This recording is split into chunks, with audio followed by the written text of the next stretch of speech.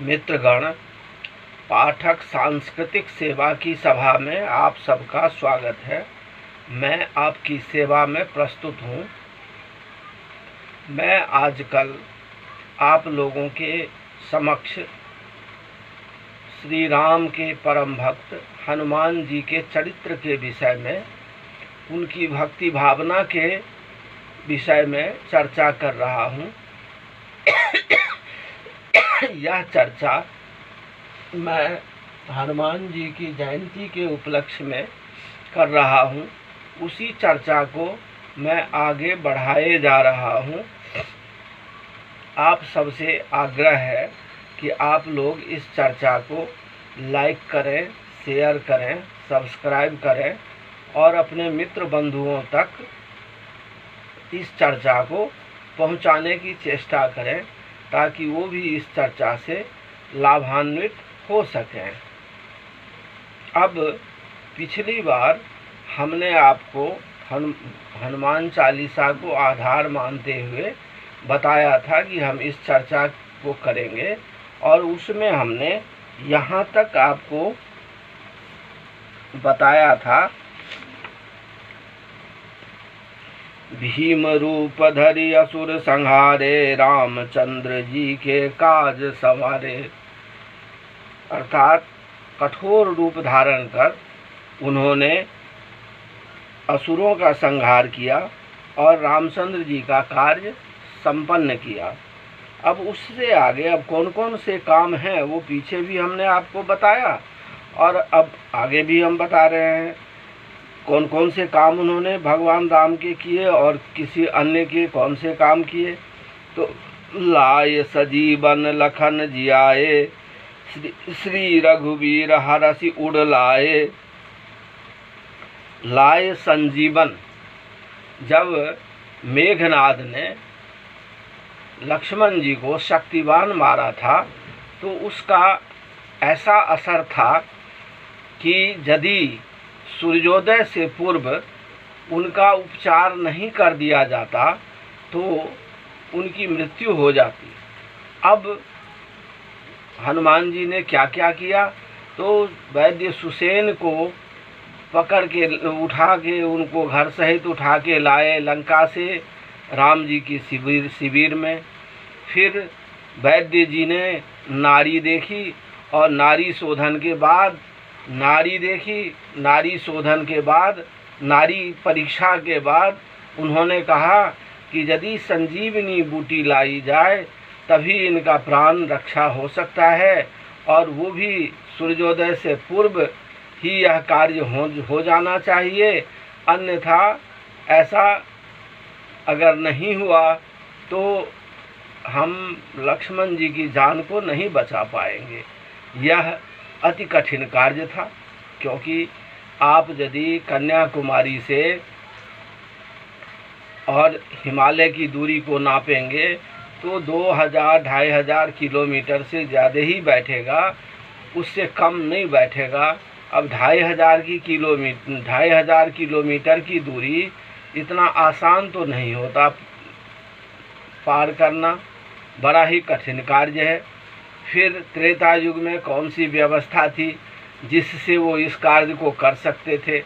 फिर राम जी राजा भी नहीं थे, वो वनवासी थे, इसीलिए वो किसी राजकीय व्यवस्था का सहयोग भी नहीं लेना चाहते थे, अन्यथा सुग्रीव जी उसकी व्यवस्था करते, क्योंकि वो तो राजा थे, पर वो इस व्यवस्था का लाभ नहीं लेना चाहते थे। तो अब इस कार्य को कैसे किया जा सकता है, बड़ा ही कठिन कार्य है। तो सबकी निगाहें और भगवान राम की निगाहें भी हनुमान जी के ऊपर जाती है, और हनुमान जी से भगवान राम कहते हैं कि हे कपि श्रेष्ठ, इस कार्य को तुम ही कर सकते हो।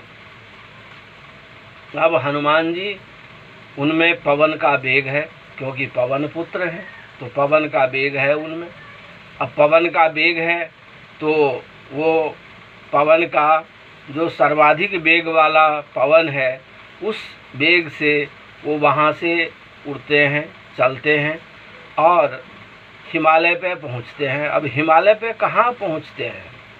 हिमालय तो बहुत बड़ा है, हिंद कुश की पहाड़ी से लेकर के और आपका असम, उससे आगे असम क्या आप यूँ समझिए म्यांमार तक ही हिमालय एक रेखा सी खींची हुई है जो पृथ्वी को 2 भागों में बांटती है। अब कौन से जगह, तो इसकी चर्चा गोस्वामी जी करते हैं हनुमान जी की दूसरे चरित्र वर्णन में कि लय गिरि द्रोण सुबीर उपारो, लय गिरि द्रोण सुबीर उपारो। तो गिरि द्रोण जो है उसका उन्होंने, सुबीर ने उपारा, अर्थात हनुमान जी ने द्रोण पर्वत को उखाड़ लिया। अब द्रोण पर्वत क्या मतलब, कौन सा है द्रोण पर्वत? तो द्रोण पर्वत आज का जो देहरादून है वो जिस पहाड़ी पे बसी हुई है, हिमालय का, वो हिमालय में आप हिमालय के द्रोण देहरादून जब आप जाएंगे तो बाएं तरफ गंगा नदी है और दाएं तरफ यमुना नदी है। तो अब ये द्रोणागिरी है एक तरफ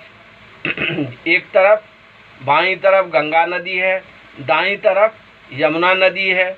अब यहाँ जो ऊपर की पहाड़ी है उसमें जो दोनों नदियों का जल आता है, वहाँ एक बूटी पैदा होती है, संजीवनी बूटी। उसका गुणधर्म है कि वो बूटी सुषुम्ना नाड़ी को संचालित कर देगी, सुषुम्ना नाड़ी को संचालित करेगी। अगर सुषुम्ना नाड़ी मतलब बाएं और दाएं दोनों नाड़ी जब साथ साथ चलती है तो उसको सुषुम्ना बोलते हैं। वो सुषुम्ना नाड़ी को संचालित करेगी और वैद्य जी की दवाई जो उन्होंने लगाई वो सुषुम्ना नाड़ी को संचालित करेगी और जो लेप है वो एकदम जल्दी से शरीर के लिए समतुल्य वातावरण तैयार करेगा और जिससे शरीर में जो बीमारी है वो दूर हो जाएगी, वो घाव भर जाएगा और लक्ष्मण जी सुरक्षित हो जाएंगे।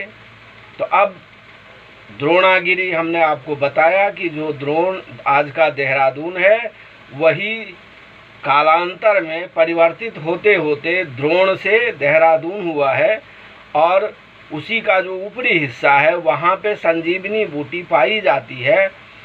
उसका पहचान करना कठिन है। बहुत लोगों ने दावा किया है कि हमने पहचान कर लिया, पर वो कितना कारगर है वो हमें नहीं पता। लेकिन संजीवनी बूटी का क्षेत्र वही है। द्रोणागिरी आज का देहरादून है और यहाँ से वो संजीवनी बूटी ले जाते तो रावण ने एक कुचक्र रचा कि वहाँ पर संजीवनी बूटी सदृश बहुत सारे डुप्लीकेट उसके लगा दिए। अब हनुमान जी के लिए बड़ा ही कठिन था कि वो कैसे पहचान करें कि कौन सी संजीवनी बूटी है। तो उन्होंने द्रोणागिरी के उस भाग को उखाड़ लिया जिसमें वो संजीवनी बूटी लगी हुई थी और वो द्रोणागिरी को उखाड़ के पहुंच गए कहाँ पे, तो जहाँ पे भगवान राम और रावण के बीच युद्ध का क्षेत्र था वहाँ पे लेके पहुँच गए और वैद्य सुसेन ने संजीवनी बूटी का फिर लेप संजीवनी बूटी को तैयार किया और उस लेप को लक्ष्मण जी के घाव के ऊपर लगाया और उससे लक्ष्मण जी स्वस्थ हुए। तो इसीलिए यहाँ तुलसीदास जी कहते हैं कि लाए संजीवन लखन जी आए, संजीवनी बूटी ला करके लखन जी को जियाए। श्री रघुबीर हर्षि उड़ लाए। हम लोग हर्ष की कल्पना ही करते रहते हैं कि कब हमारे मन में हर्ष आएगा, कब हम खुश होंगे। अब जो एकदम भयंकर विपदा में है उसके लिए कैसा समय रहा होगा। भगवान राम जब लीला रूप में थे, लीला कर रहे थे, तो उनके लिए भी मानव रूप में कितनी बड़ी चुनौती, कितनी बड़ी कठिनाई थी। वो सोचा जा सकता है कि भाई भगवान हैं लेकिन मानव रूप में हैं, उनका बस नहीं चलता है, वो एक मर्यादा का पालन करते हैं, इसीलिए वो हर कार्य को मनुष्य के तरीके से करना चाहते हैं। तो उसमें जहाँ पे सबसे बड़ी विपदा आई हुई है, वहाँ पे हनुमान जी ने संजीवनी बूटी ला करके लक्ष्मण जी को जीवन दान दिया और भगवान श्री राम हर्षित हो गए, अर्थात उनको खुशी मिली, क्योंकि अब उनके भाई की जान बच चुकी थी।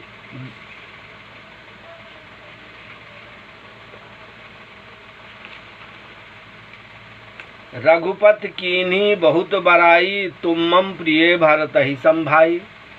अब गोस्वामी जी कहते हैं आप जगह जगह पाएंगे तो भगवान राम ने किसी को कहा है कि तुम हमारे लक्ष्मण के बराबर प्रिय हो, किसी को बोला है किसी और के बराबर प्रिय हो, और केवल हनुमान जी को बोला है कि तुम भरत जैसा प्रिय हो हमें। अब लक्ष्मण जैसा क्यों नहीं बोला?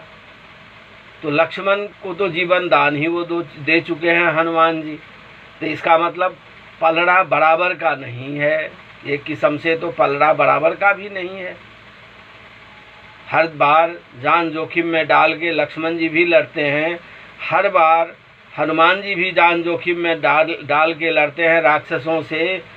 लेकिन भरत ऐसे भक्त हैं जिन्होंने 14 साल तक भगवान राम के चरण पादुका का पूजन किया और उनके राज्य कार्य का संचालन किया। उनके मन में तनिक भी राज्य का लोभ नहीं आया, राजमद नहीं आया, कोई हीन भावना नहीं आई। इसीलिए भरत जो हैं उनके सबसे प्रिय भक्तों में से एक हैं, और वही बात वो हनुमान जी से कह रहे हैं कि तुम मम प्रिय भरत ही सम भाई। भगवान राम ने उनकी बड़ाई हनुमान जी की कैसे की कि तुम हमारे भाई भरत के समान प्रिय हो। सहस बदन तुमरो यस गावें, अस कहीं श्रीपति कंठ लगावें। सहस बदन, अगर हजारों आदमी मिलके, बदन का मतलब शरीर होता है, मुख नहीं हो सकता। सहस बदन, अगर हजारों लोग मिलके तुम्हारे यश को गाते हैं। और यहाँ पे सहस बदन दूसरा अर्थ अगर हम लेते हैं तो कहा जाता है कि शेषनाग के सहस्र फन हैं, जिस पे भगवान नारायण, भगवान विष्णु वास करते हैं, जिनके शरीर पे। तो सहस बदन यूं भी हो गए। और शेषावतार कौन है? लक्ष्मण जी हैं, वो भी हनुमान जी की बड़ाई करते हैं। तो इसका हम दोनों ही अर्थ ले सकते हैं कि हजारों लोग हजारों मुख से अगर तुम्हारे यश को गावें तो भी कम है, और शेषनाग भी तुम्हारे यश को गाते हैं। तो सहस बदन तुम रोजस गावें, अस कहीं श्रीपति कंठ लगावें। यह कह करके भगवान राम उनका आलिंगन करते हैं, हनुमान जी का आलिंगन करते हैं, गले लगाते हैं। सनकादिक ब्रह्मादि मुनीषा, नारद सारद सहित अहिसा। सनकादिक ब्रह्मादि मुनीषा, सनक, सनातन, सनत कुमार चार हैं। ये जो ब्रह्मर्षि हैं, ये चारों मुनि, नारद और शेषनाग, ये सब मिलकर के आपकी प्रार्थना करते हैं। जम कुबेर दिगपाल जहाँते, कवि कोविद कह सके कहाँते। यम, कुबेर, 10 दिगपाल जितने हैं इस विश्व में, सब के सब मिलके आपका गुणगान करते हैं। तो एक सामान्य कवि आपका गुणगान कहाँ से कर सकता है? उनके बराबर में वो क्या आपका गुणगान करेगा? हे हनुमान जी, आप श्रेष्ठ हैं, अति श्रेष्ठ हैं।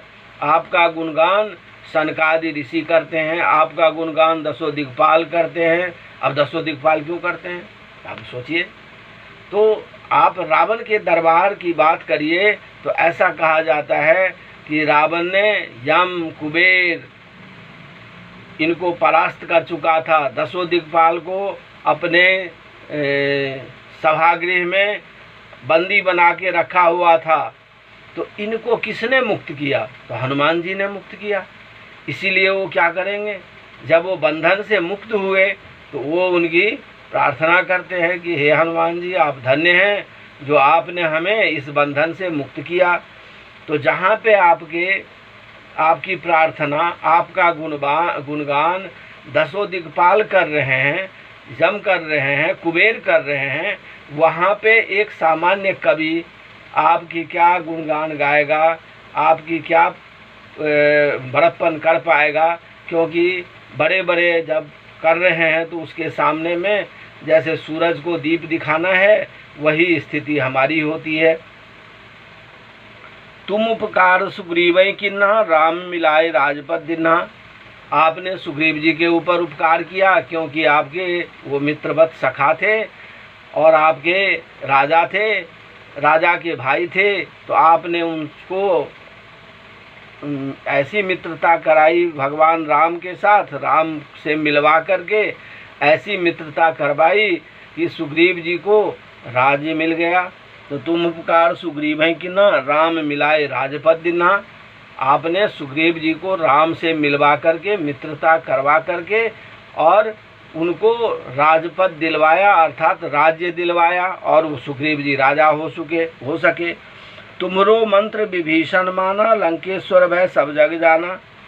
आपके मंत्र को, आपके विचार को विभीषण जी ने माना, आपके परामर्श को विभीषण जी ने माना, और जिससे के कारण वो लंका के राजा बन पाए। जुग सहस्र जोजन पर भानु, लिल्योता ही मधुर फल जानू। अब आप अंदाजा करिए कि सूर्य से हमारी दूरी इतनी है कि प्रकाश को 8 मिनट लगते हैं। कितने लाख किलोमीटर है हमारे से दूरी, लेकिन तुलसीदास जी कहते हैं कि उनको जहाँ पे कोई पहुँच नहीं सकता, उनको आपने अपने मुंह में ले लिया मधुर फल जान करके। अर्थात आपके पराक्रम की पराकाष्ठा इतनी है, आप में इतना पराक्रम है कि आप इतनी दूरी तय करके और सूर्य भगवान को अपने मुंह में ले लिया। ये हमारी मान्यता है। ये हनुमान जी में ये सामर्थ्य है कि जैसे ही उनका जन्म हुआ तो उन्होंने सूर्य को एक लाल फल समझ के निगल लिया। प्रभु मुद्रिका मेल मुख माही, जलधि लांघ गए अचरज नाही। अब देखिए, भगवान राम ने जब चारों तरफ सेनाओं को भेजा कि आप जाकर के सीता जी का पता करें, सुग्रीव के सहायता से जब चारों दिशा में वानर लोग सीता जी का पता करने के लिए गए, तो भगवान राम ने हनुमान जी को अपने पास बुलाया, क्योंकि उनको पता था कि केवल हनुमान ही इस कार्य को कर सकते हैं। दुर्गम का जगत के जेते, सुगम अनुग्रह तुम्हारे थे। अर्थात दुनिया के जितने कठिन कार्य हैं वो हनुमान जी के लिए बहुत ही आसान है। तो उन्होंने क्या किया, हनुमान जी को बुलाया और जो मुद्रिका सीता जी ने दी थी केवट को देने के लिए, वही मुद्रिका सुग्रीव जी को मिली थी उस पर्वत पे, और वही मुद्रिका राम जी ने अपने शादी होने से पहले जो आपस में अंगूठी आदान प्रदान होता है, वो अंगूठी श्री राम ने सीता जी को दी थी। वही अंगूठी है, वही मुद्रिका है जो केवट को देने के लिए उन्होंने दिया था। और वही मुद्रिका उन्होंने अब जब रावण हरण कर रहा था तो रास्ते में उन्होंने पोटली बांध के गिराई थी। तो यह एक पहचान ऐसी थी कि सीता जी को फट याद आता और विश्वास होता कि भगवान राम द्वारा ही ये अंगूठी दी गई है, तो यह असत्य नहीं हो सकता। इसकी चर्चा हम सुंदर कांड में करेंगे। तो उन्होंने वो मुद्रिका हनुमान जी को दी कि आप ये अंगूठी लें, और सीता जी को जब वो मिलें तो आप अपना परिचय में ये दें, तभी वो आप पे विश्वास कर पाएंगी, क्योंकि आप इससे पहले तो उनसे कभी मिले नहीं। तो हनुमान जी ने उसको अपने मुंह में लिया और 100 योजन समुद्र को लांघ लिया। अब जब समुद्र को लांघने की बारी थी तो जामवंत जी ने कहा कि जब मैं जवान था और वामन अवतार हुआ था तो हमने 3 परिक्रमा कर ली थी पूरे पृथ्वी की, लेकिन अब मैं बूढ़ा हूँ, अर्थात उन्होंने असमर्थता जाहिर कर दी। दूसरे वानर वीरों ने असमर्थता जाहिर कर दी। अंगद ने कहा, अंगद कहा जाऊं मैं पारा, जी संशय कछु फिरती बारा। मैं जाते वक्त तो चला जाऊंगा, लेकिन वापस आने में मुझे थोड़ा संशय है। तो फिर जामवंत जी ने हनुमान जी को उनकी खोई हुई जो शक्ति थी उसको याद दिलाया, उस शक्ति को सब मिलके जगाया और हनुमान जी ने फिर अपना रूप धारण किया। और उस शक्ति को जब उनको याद आ गया तो उन्होंने क्या किया, वो जो मुद्रिका थी उसको अपने मुंह में लिया और यहाँ से 100 योजन समुद्र को लांघ के वो लंका पहुँच गए। दुर्गम काज जगत के जेते, सुगम अनुग्रह तुम्हारे तेते। दुनिया के जितने कठिन कार्य हैं वो हनुमान जी के लिए बहुत ही आसान कार्य है। तो अब इस टाइम यदि हम लोग कोविड-19 से बचना चाहते हैं तो हमें 1 बार, 5 बार, 11 बार, इसमें जो संभव हो हनुमान चालीसा का पाठ अवश्य करना चाहिए, क्योंकि इसी में तुलसीदास जी जो कहेंगे वो आप सुनेंगे कि हर तरह का बंधन अगर कोई 100 बार पाठ कर लेता है तो हर तरह का कष्ट, हर तरह का बंधन से वो मुक्त हो जाता है। तो हनुमान चालीसा का पाठ इस टाइम अवश्य करें ताकि ये कोविड-19 से लड़ा जा सके, क्योंकि कह रहे हैं तुलसीदास जी कि दुर्गम काज जगत के जेते, सुगम अनुग्रह तुम्हारे तेते। दुनिया के जितने कठिन से कठिन कार्य हैं वो हनुमान जी की कृपा से तुरंत संभव है, इसमें कोई ज़्यादा समय नहीं लगेगा। राम दुआरे तुम रखवारे, होत न आज्ञा बिनु पैसारे। भगवान राम के द्वार पे आपने अपनी ड्यूटी लगा रखी है, अर्थात वहाँ की सुरक्षा का दायित्व तो आपका है और बिना आपकी आज्ञा के कोई भगवान राम के पास नहीं जा सकता। सब सुख लहे तुम्हारी शरणा, तुम रक्षक काहू को डरना। सब सुख लहे तुम्हारी शरणा, अगर हम सब के सब हनुमान जी के शरण में हैं और उनके शरण में जाएंगे तो हमें सभी सुखों का लाभ होगा।